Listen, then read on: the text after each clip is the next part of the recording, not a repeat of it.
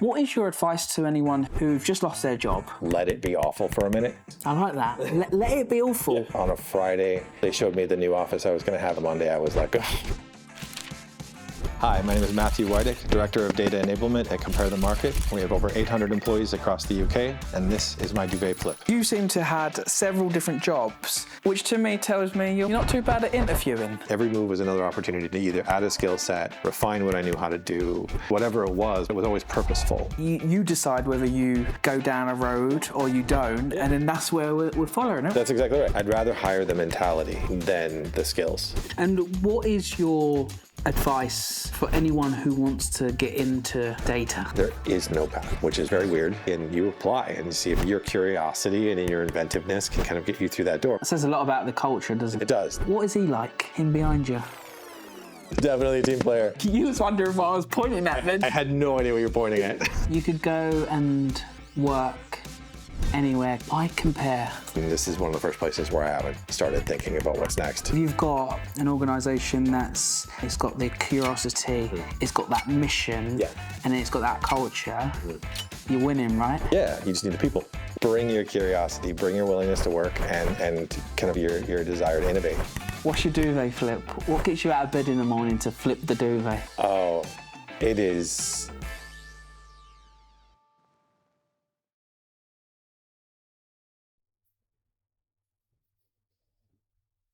Let's keep this simple. Welcome to my duvet flip. How are we? You're good, yeah. I'm good. Thank you for having me. Well, it's a bright sunny day, which is not regular in London. The view is actually distracting, if I'm honest. Is it? Do you want the curtains closed? No, it's fine. You good. It's fine. You could.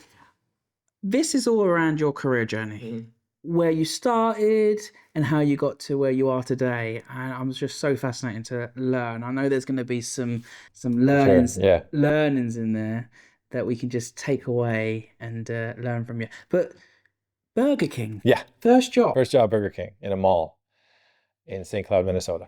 So I want you to picture back yourself in Burger King right now. Yep. What are you telling your younger self? What's something that you learned that you didn't know you learned in that moment, but now you reflect back? What would you be telling your younger self to reflect? About that particular job? About that particular job. God. Probably the smell eventually will come out of your hair. That's probably number one. But two, I think that it's going back. I hated the job, but looking back now, there is no job that isn't worth doing. Basically, all of them have value in some form or fashion. I was feeding people, right? And I think there's no good that comes of looking down on any particular job. There's always something you gain out of it. If nothing else, you get paid. I love that. There's no job that's not worth doing. Exactly. Just embrace it, right? Give it a go. Yeah, exactly. And what was it about that you wanted to get a job at a place like Burger King? What was it like? Was it just money? Was it experience? I was 16 years old, 15 or 16. I wanted to get a car and I needed to pay for gas and insurance. So basically it, yeah. Cool. Sort of American teenager. What happened next after Burger King? A series of less terrible jobs. I worked at what we would call a convenience store, off license, whatever, for a while, which was fun. And then I worked at a summer resort. Again, all of this is in Minnesota, which is northern United States, as grounds crew and then office manager. And then I went to college. College, I went to a small college in the South, studied philosophy and history. I started out in chemistry. I wanted to be going into college. I was 100% sure I was going to be a chemist. It turns out I was not fit for being a chemist. And then decided that philosophy was interesting. History was interesting, majored in that, and had a big plan to go to graduate school and get a PhD in philosophy. Not only was I not smart enough probably for that, but the job market for PhDs in philosophy isn't strong in the United States. So I fell back on the kind of last resort of all liberal arts educated people, which was law school. I went to the University of Minnesota Law School, graduated in 2002. Yeah, 2002. It's been a long time. And for the last 2 years that I was there, I was clerking at a law firm. Was very excited about it. It was telecommunications law firm. Wanted to do telecommunications law. It was very interesting. And so I graduated. I passed the bar, went to work, and then 9/11 happened. And the firm that I worked at represented state and local governments, and all state and local government funding for telecoms projects dried up immediately after 9/11 happened because all the resources were shifted. So the job disappeared basically overnight. I think the thing I always tell people is on a Friday they showed me the new office I was going to have in the new building we were moving to, and on the Monday I was like, oh, because there was no money, which was pretty heartbreaking. So then, and that impact, in any lost job impacts you, and you get more self-conscious and worry. I want to talk a little bit about the lost job. Yeah. Because, like, what's your advice? People lose jobs all the time. How, like, you lost that job. You said on the Friday you was looking at the new office. On the Monday it's just like there's no new job. What is your advice to anyone who may be in the situation now, who've just lost their job? Yeah, I mean, and again, it's a thing that happens. I was in the banking, we'll get to it, but I was in the banking world for a long time. It's a normal part of the business, right? Um, I think of a lot of people trying to tell you to buck up and it'll be fine. And I think my advice is let it be awful for a minute. Because it is. It is awful. It's awful for the person telling you, it's awful for you because it's happening to you. It's okay to let it be awful for a couple of days. I like that. Let it be awful. Yeah, it is. It's horrible. But you do pick yourself up and you figure out what you want to do. And I ended up waiting for my wife to finish school. So I can't even remember, did whatever to make some money while I was waiting. And then when she finished, we moved to DC from Minneapolis. And then I took on what is called contract attorneying, which is basically you and some other people who don't have good law jobs sitting in an office reviewing email forever, just endlessly reading email after email, looking for keywords or whatever. So I only had to do that for a few months. Luckily, it's painful, but it paid bills and it let me have an apartment, etc. So again, there's nothing wrong with it. It just wasn't the job I wanted for the future. So And did you know what job you wanted for the future, or was at that point, no. I think I still was very hung up on telecom law, but realized it was kind of dead. I mean, the telecom market it just fell apart somehow around the financial crisis in the early 2000s. It just kind of fell off a cliff. Cell phones just took over, right? So landlines weren't really a thing anymore, and so it just wasn't a career path for me. But I wasn't sure what it was yet, what my career was going to be. So and did that make you anxious, or did that make you? I knew I'd figure it out. There was a lot happening, and I'd always been interested in technology, always been interested in sort of where things were going, sort of strategically in the world. So, Where did your interest for technology come from? just I don't actually know. I just always, probably video games, if I'm honest. I mean, most of us started there. That and taking things apart in my parents' garage that I wasn't supposed to take apart and trying to put them together again unsuccessfully. So I think, probably those things. But I wanted to be where things were happening that hadn't happened before. So I was trying to figure out what that looked like. So I took a job at Oracle in the state and local contracts department. So it wasn't on the cutting edge where things were happening, but it was at a company. It was in the door. It was in the door. It was at a company that did interesting things.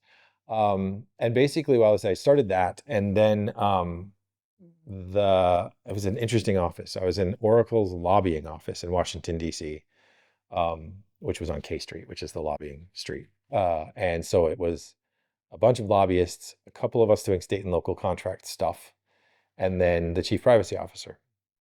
And so he had some stuff for me to do, and I started doing a little bit of work for him on the side, and then it became a permanent thing. So I got into privacy, and that's sort of where the whole journey to this job actually starts, is privacy. And we can talk in a bit about how there isn't a traditional path to the job that I So yeah, so I started doing privacy for Oracle, a lot of like internally facing stuff, a little bit external, sort of some lobbying work, low level, working with industry groups around privacy. The United States is not known for being good at privacy. It's sort of a weird state by state collection of things, which means doing business there can be very complicated. But so I got into it there and then realized there wasn't really much more that I was going to get to do. So I started looking to see how I could do more of this or expand my skill set or understanding of how this stuff works. And I actually veered away from privacy. I will veer back later, but I veered into what what used to be called records management, which back in the day was essentially like being a librarian. I mean, companies had paper and they kept it places and filing cabinets, and it was keeping track of that. But as companies got more and more digitized, they had to figure out how to deal with data. And so I took a job at Morgan Stanley doing that. And so it's called records management, but what it really was data management. It just didn't have a name yet. And that's sort of the weirdest part about the job that I have and where I came from is, and I'm to be very clear, I'm not saying I invented this job, but in a way, everyone who started at that point in time in this space did invent the job because it didn't really exist before. So it was in pieces and pockets, but there wasn't a cohesive, I do data management or governance. No one agrees on the terminology yet. So I went to Morgan Stanley. I was doing that. I went as a vice president and working in the compliance department in Manhattan. So I moved to DC to New York from DC and really got into the data side of it. And that's where I figured out that all of this was going to be much, much harder than people realized it was, and that um, data quality was a thing and that data governance was a thing. So we had to understand what things were and what they meant and how they fit together and how they were built so that we could even understand what the thing was that we had to keep for 5 years, right? So how do we know what it actually is? So I was doing that. I have an uncanny habit of hitting these moments, but then the financial crisis of 2007 and 8 happened. Wow. So we spent, and it was collective. It was like the entire world was dealing with it, but those of us in the banking industry, Lehman Building was right down the street. So I think I don't remember the specifics. Felt like it was like on a Thursday, the Lehman Building was emptying out. On the Friday, we were all sitting in our offices watching the stock ticker like just fall off a cliff. Um, and there's some really fascinating stories about that I was not involved in, but how Morgan Stanley got saved and all of that happened. There's obviously some great movies on it, but I managed to keep my job, which was fantastic for me. And what was it that you think was the reason why you got to keep your job? Oh, a couple of reasons. Some of them very practical, and I think my boss stuck his neck out for me and kept me. Was one. I think that was people could choose a few people that they could probably save. But they cut, I think, 10 to 15% of the company in one day on that Friday, something like that. It was huge. And then the other bit was one of the reasons I was there was that we'd gotten some regulatory actions and we couldn't look like we weren't responding to those regulatory actions. There'd been not knowing where things were and not being able to deliver them at the right time. So uh, I think that was ultimately why I got kept on. I think it stayed for another year and a half or so after that. And then I went to another bank called Brown Brothers Harriman, which is very old for the United States, private bank on the East Coast. And they have some offices in Luxembourg. So it's Boston, New York, and Luxembourg, which is odd. Um, but it was a private bank where I was the chief privacy officer. And I And was took this your first chief role my from first vice chief. president to chief? Yeah, but much smaller organization, obviously. My first chief role, and it was in the risk department, and I was that, and I negotiated in that I would also own what barely existed at this point, which is data governance, because you can't do privacy if you don't understand what the data is and where it is. So I was there for a few years. It was largely good. I did the things I wanted to do. I learned what I needed to learn. I figured out how data governance probably didn't work. Like I learned what didn't work. And I moved from New York to Boston at that point. And this was really early days. Like data governance was being done. I think I had a team of one. Um, Data governance was being done, which is data governance is it's kind of one of the there's this whole like the 4 5 W's of data: what, where, when, how, and why. And so it's the what. What data do we have? What does it mean? Um, and we were doing it on spreadsheets, right? There was no system, there was no tool at that point, so we were just capturing it and trying to figure out what to do with that. So I did that there for I think 3 or 4 years. There's a history of me doing about 3 years and then going somewhere and learning something new and So picking it up. doing 3 to 4 years, each time you do something involves an interview, right? Oh yeah. Yeah. What's your advice to anyone who's stepping into an interview or go into an interview or about to step into the job market? Like, because you seem to had several different jobs and got them, Yeah. which to me tells me you're not too bad at interviewing. I think a pretty good interview. Yeah. I think the interviewing piece for me is always before. So I don't know why this is for me. Before an interview, I am excessively nervous, like shaking, the whole thing, the whole 9 yards. But as soon as the interview starts, I go weirdly calm. It's almost like it's like the same thing that happens to me when I go on stage to present something. I go to a fugue state and I don't remember what happened after I'm done, but apparently it went well. I've got to say, you're quite calm and composed here today. I love it. It's quite cool. So yeah, no, it's kind of just the calm kind of happens, and so what that lets me do in an interview is be exactly who I am, which I think is usually what works. I've interviewed lots of people in my career, and the people that come in really stiff and overly formal, which means they've over prepared, and they've got canned answers to questions, are not the ones that I'm interested in, right? When I interview, I keep telling my team this, the number one trait we're looking for is curiosity. If you have canned answers, that does not come out. Curiosity should be about responding to the things that are happening at the moment and following that wherever it goes, looking for new ways, new answers to questions that haven't been asked of you yet. So I think my advice then for those going into the interview process, and maybe other people are different than how I interview. My interviews are pretty free form, if I'm being honest. But it's that kind of let you like honestly be yourself. And people say that, but like literally don't come in over prepared because it's so obvious. And be curious about the questions that are being asked. Be kind of effusive in your response, and it's okay to be passionate. Actually encourage it, be passionate about it. There's a line where you go over the top in passion, but find that line and just be just on the right side of it, because I think that comes through more than anything else. So prepare, but don't over prepare. Be passionate, but don't go over the line. And then be curious. And be curious.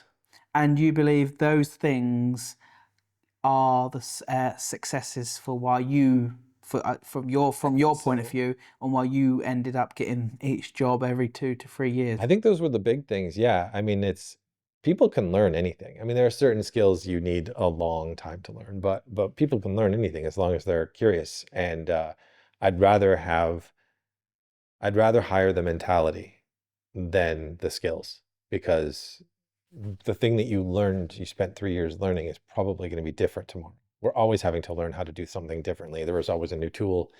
There's always a new method, or AI happens, right? Whatever it is. And so everything you learned is relevant to a degree, but it certainly isn't the thing that you're going to be using tomorrow. What you're going to be using tomorrow is how you extrapolate on that and how you learn the new thing and how quickly you can learn it. So yeah, it's the curiosity and the passion that's going to get you there. I agree. And what's a big interview no-no? Oh, because there's thousands of applicants per role at the moment. I'm trying to think of the things that have really shut down an interview for me when I'm interviewing people. The corporate speak, 10,000 foot, all of that. That tells me that you're not saying anything original at all. There's nothing going on in here, right? That is original. So unoriginal. Yeah. Again, I'm about to bust out cliches right after I said that, right? Which is just horrible. But be authentic. You talk about it like you would talk about it at work, because I think that's what translates. So you love that I've got all my notes of all my questions that I'm going to ask you on the table, right? there's none there. There's none there. Yeah, exactly. You got to be yourself. Be authentic. This conversation, Yeah. I'm curious about your career, and you decide whether you go down a road or you don't, and then that's where we're following it. That's exactly right. And so an interview should be treated the same way. I mean, I can ask a set of canned questions, of course, but I'm inevitably going to get interested about something that they just said, and we're going to follow that thread instead, because that's more valuable to me. So, Chief Data Officer. Mm-hmm. That was the next one. I think that was, then Chicago, where it was Senior Vice President of Data Governance and Quality was Chicago. And then Chief Data Officer was in California. So Kaiser Permanente, which is, I think, maybe the second biggest healthcare provider and insurer in the US. Chief Data Officer. Yes. What is it? What does the role do? How do you, because you said you wasn't the traditional route. No, well, and so, okay, sorry. It's not defined, right? There are sort of three legs on the data stool. There's data science, analytics. There's the kind of solution side, exploitation side. So using the data to produce results and insights.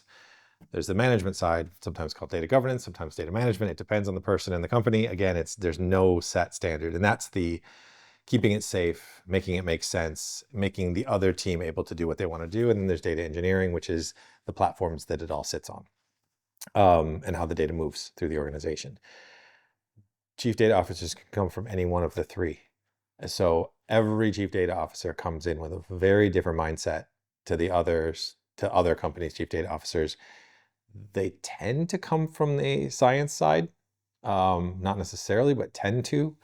And sometimes companies just put non-data people in charge of it, which is, honestly, that's the biggest mistake, because data is a subject matter expert driven thing. You spend years gaining the expertise and knowledge you need to be that thing. But what is it fundamentally? In an ideal world, the chief data officer is responsible for the use, deployment, and insight to be gained from the data at a company.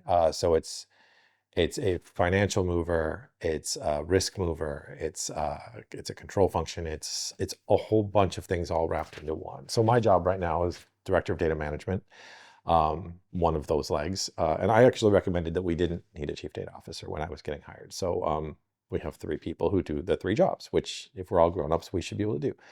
I cover like 6 or 7 different disciplines, all of which are SME driven. So privacy, data security, data governance, data quality, just recently data architecture. I have something called knowledge graph, data risk, and I'm probably forgetting something. Oh, and AI governance. So all of those things, each of them requires somebody to be an expert to do them. So to be my job, I have to be an expert in most of them. And then to be a chief data officer, you have to be that. And then at least familiar or expert driven in one of the other two at a minimum. So being a chief data officer is one of the hardest jobs to be good at, because you have to know so much. And it's not just an admin C-suite role. It's you have to understand the functions underneath you. And it's always moving, right? Constantly. New laws, new governance, new structure. New ways to do things. I mean, 15 years ago, it was machine learning, 10 years of machine learning, 15 years ago, it was like analytics. Now it's AI, it's science, it's AI, and all of that's changing. And then on the engineering side, even, it was warehouses, and then it was data lakes, and then it was lake houses. And there's always new technology coming. So you have to stay on top of all of it. And you have people who you trust to be the real experts in it, but you at least have to be conversant and understand what they're talking about and able to point them strategically at an outcome.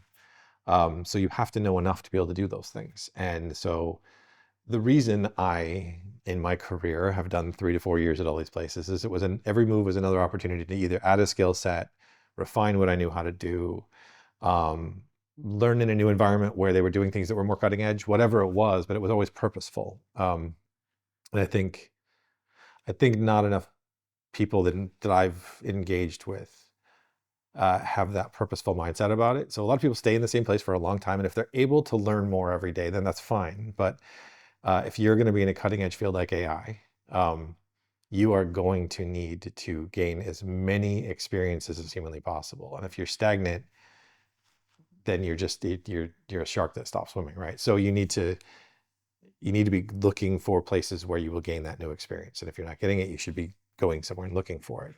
So that was, for me, it was just new jobs where I could just try something different and learn something new kind of over and over again. And what is your advice for anyone who wants to get into Data. Okay. That's where the 3 legs piece is very important. So in the, let's call it insights driven world, which is a whole bunch of things, but let's talk about data science, because that's where the AI world is driven. That's typically degree centric. So people with maths or statistics degrees go into, or sometimes computer science, but mostly maths and statistics focus on developing models, learn how to do that. They often have PhDs, et cetera. So it's very degree centric. And I have met some amazing data scientists who did not come from that background. So it's not necessary, but it is kind of the path that's traditional. For those people who want to do that work, it's very much in this country, A levels in maths, degree in maths or statistics, PhD, potentially master's, and then graduate programs, et cetera. You just follow the scheme. Mine, there is no path. There is no direct path into my world, which is very weird. That is weird. It is weird. It's true. There's not a degree in data management anywhere.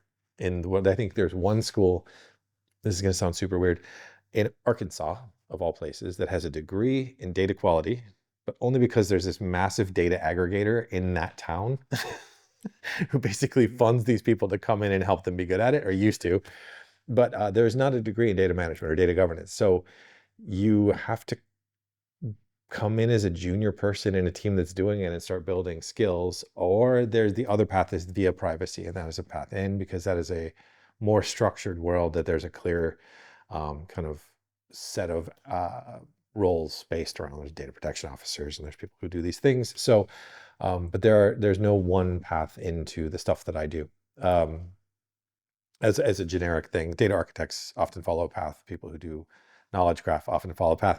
But even then, those are areas that are pretty bespoke. So it would be, if you're a young person or someone with experience, but who wants to try something new, you just look for jobs in data governance or data quality, and you apply and see if you can, your curiosity and your inventiveness can kind of get you through that door. And once you're in, and the jobs are plentiful. So does that like annoy you or stress you that there isn't like a qualification or no, it doesn't actually. Does that excite you? I think it excites me because it's because what it means is that the people on my team come from the widest array of backgrounds and bring so many different skills, talents, and thoughts to the table that our ability to problem solve is exponentially, I think, improved, because these people are just coming at everything from different directions. They know the framework that they're operating within, but their experiences give them insight to how we could deal with something that is just so different than what I think is a traditional sort of degree-driven, this is how you do this thing approach. So I actually love hiring people who have liberal arts degrees, what we call liberal arts degrees, so philosophy, history, etc., or law degrees, because those areas teach you how to think, and how to think is more important than how to do. You can learn how to do, you can't. It's hard to learn how to think. So questioning everything, challenging opinions, looking for odd solutions to problems. Those are people who can break things down into pieces and put them back together again. So Matthew, a part of our partnership with Compare the Market, we've got 2 questions that we're asking guests, and I thought, you know what, we're going to ask you them. So first one is, what's the financial decision that you regret the most? So this one is more because I'm American and the system is different, but student loans. The student loans were brutal. I'm not afraid to say how much. Like, I think it was all in for me. I think it was almost $200,000, and my wife has multiple degrees.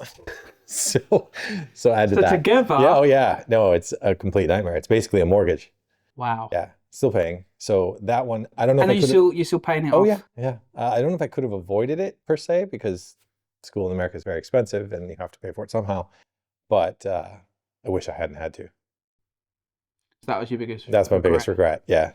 And what is your Simple's money tip for your 18-year-old self? So the cool stuff that I'm going to recommend didn't exist when I was 18. Not much did. But now, so for 18-year-olds now, there are an infinite array of really good apps and tools around budgeting. Like, get a budget, stick to a budget, don't take on debt.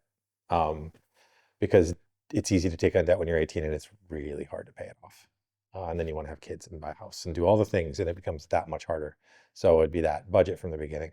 And when did you start budgeting? Was it so it wasn't It 18? was not 18. No, it was not 18. It was probably once I realized my student loans were going to be crippling. And I had to start budgeting. So probably mid-20s, probably too late. So look online for some good budgeting Yeah. apps, There's a ton of stuff. and then start And a budgeting lot of it's early. AI enabled now. Has being in a data career shaped how you live your personal life? And how can non-data experts learn from what you know? Is it like everything in your life? Is it all like, okay, is it okay, we better get the data for this property in the last 5, 10, 15 years, see the trends, or, Oh, no. or is it completely... Honestly, my personal life kind of a total disaster when it comes to that stuff. I think I use it all at work, and then I go home and I'm just a mess.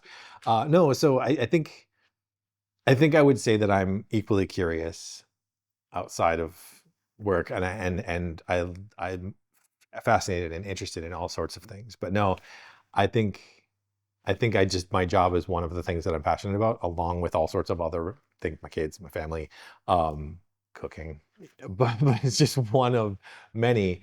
But no, I don't think it affects how I live my life. But I think when the second part of your question was around how do people who are not from a data background, how can they, like, for instance, how is data and AI can help me, whether I'm applying for a job, trying to be a better colleague at work? Oh, sure. So the simple answer that everyone will probably give you is ChatGPT can do all sorts of things for you. And so can all the other, like Copilot, et cetera. There are tools that help you with your CV. There are tools that help you with all sorts of things. I think it's about, there's two pieces to it, right? So AI is happening, and AI is going to be happening bigger and bigger and more. And for people who are young or looking to change, it's about figuring out which jobs will really be negatively impacted by it, because it's going to happen. So it's avoiding those and or figuring out maybe how to turn them into something that's different because AI exists now. So data careers are great because we're the ones who are designing the things. And so being the designers means that you aren't necessarily impacted by it because we're building it. But for those people, it's so hard to give advice on AI. By the time you put this out, which might be tomorrow, It'll be dated. It'll be dated, right? A week ago, Google was the best model for engineering support. 2 weeks ago, I think it was Anthropic. A week before that, it was ChatGPT. It just keeps going, right? So, and they'll flip again. So, my advice to everyone would be, take the time to familiarize yourself with AI, what it can do, how it can help you in a variety of ways. It can do your finances, it can do your scheduling, it can do all sorts of things. And we're heading towards a world where we call it the agentic future, to sound real smart about it. But basically, it means that you'll have an agent in your pocket, and that will help you manage your entire life. It's very Jetsons or pick another sci-fi thing. But it'll be, you have this in your calendar and it just puts it in, you get an email and it just automatically does everything, and it keeps track of all of your information and all the things. And so how do we exist in that world is the question we're all trying to answer. What are we going to do when that happens? When I don't have to boil the own kettle, it just does it. It knows the time I want the tea because it's the time I normally drink a cup of tea. Ideally, yeah, that'd be the great part. So I think we don't know what it looks like yet. So we're trying to figure it out. So I think that half of our job in data right now is having an idea about what it looks like, and having that idea break an hour later, and then we have another idea and having it break, and just keep trying to figure out and spin out this, what will that world look like?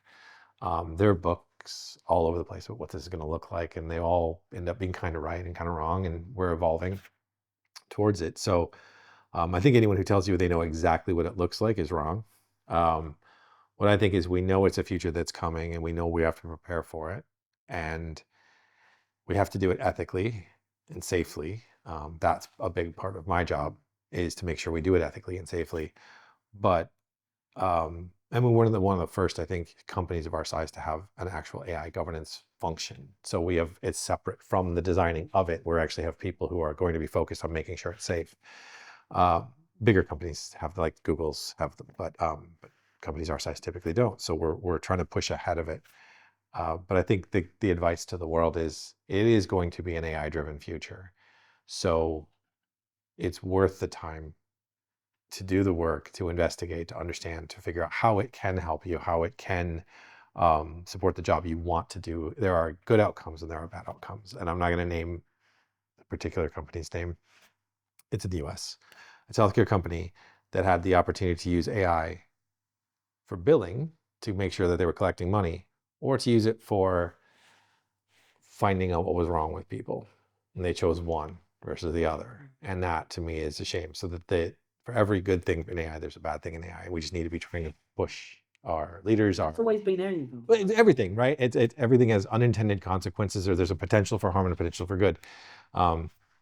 Fusion is both bombs and energy. But the goal, it has to be to try to push it towards a future where AI helps us, it doesn't hurt us. And so that's what we're focused on, is making sure that we deliver things. Compare the Market delivers best prices to people who need the best prices delivered to them. I mean, the economy is tough. It's going to keep being tough for a while. People need that to happen. And if we can use AI to drive that, so much the better. And if we can do it safely, even better again. So that's what we're focused on right now, is making a world where those things just happen for people, where those better prices are given to them. They can make the right decisions at the right times.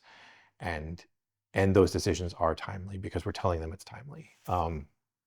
And I think that's our entire focus as a company right now, is how do we leverage this thing? And again, there's always technology advancements. Every time it happens, the question becomes, how do we use this thing to make our product better? How do we use this thing to make people's lives better? And that's what we're trying to do. And with AI growing daily, you could go and work anywhere because there's need for people like you. Sure. Why compare? Why have you turned up to compare the market today and yesterday and tomorrow? Oh, that's a good question. I'm saying yesterday, you might have had a day off, but hey, I don't have many days off. I think, so I've worked healthcare. I worked mostly in banking, so big banks. I did work at what was almost a startup. It had just recently become not a startup.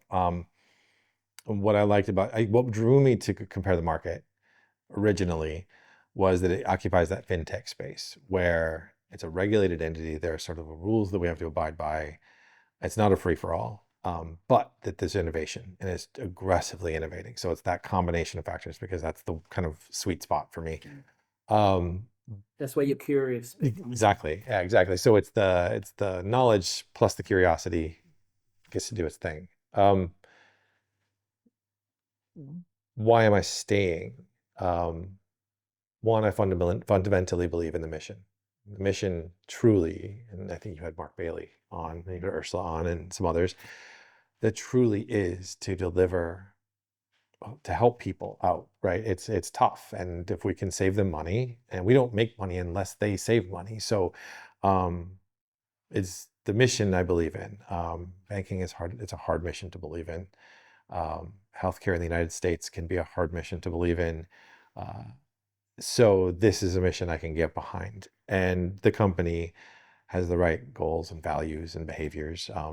It's collaborative. The people are lovely and they're wonderful, and they want to deliver this thing, and they want to do it together, and they want to succeed collectively. And so this is one of the first places I haven't, after a year and a half. So it's usually 3 years or so, where I'm at about a year and a half now, and that's when I start to think about what's next. And this is one of the first places where I haven't started thinking about what's next. It says a lot about the culture, doesn't it? It does. The culture is a phenomenal culture. And if you've got an organization that's got a bit of regulation, it's got the curiosity, it's got that mission, and it's got that culture, you're winning, right? Yeah, you just need the people. What is he like? Is he all right? Him behind you. How is he? Is he a team player? Definitely a team player. Did not see that before. Yes, definitely a team player. You was wondering what I was pointing at. I had no idea what you're pointing at.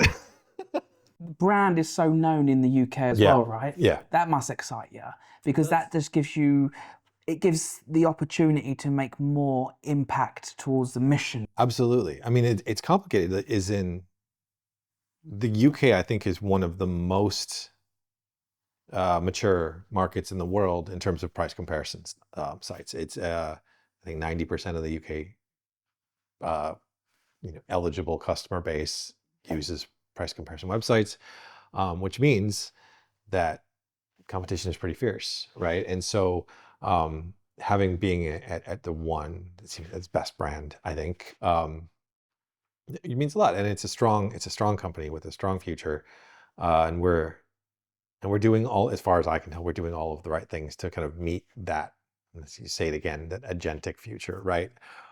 Whatever it ends up looking like, we're hiring the right people. We're thinking about it all strategically. We've got the vision for the long term. And again, I want to reiterate, doing it safely and ethically, because that part's really important. Absolutely. Yeah. Anyone that is thinking about joining Compare the Market and joining the team, what's your message or advice to them? Yeah, come, but be curious and be innovative and be ready to work, because we're doing really, really cool stuff that I'm not allowed to talk about. But if you join, then you want to get to know about it. Exactly. Yeah, that's it. Yeah, absolutely join. But again, bring your curiosity, bring your willingness to work, and kind of your desire to innovate. Those are the things I'm looking for anyway when I hire. So anyone who's like that, apply, please. There are jobs. Matthew, I've enjoyed this conversation so much. I've talked to you I have all too. day. Yeah, this is fantastic. There's so many technical questions I got, but I'll pull you up on them. I'm not the guy. I have to ask my team. Are you ready for my final technical question now? Yeah, hit me.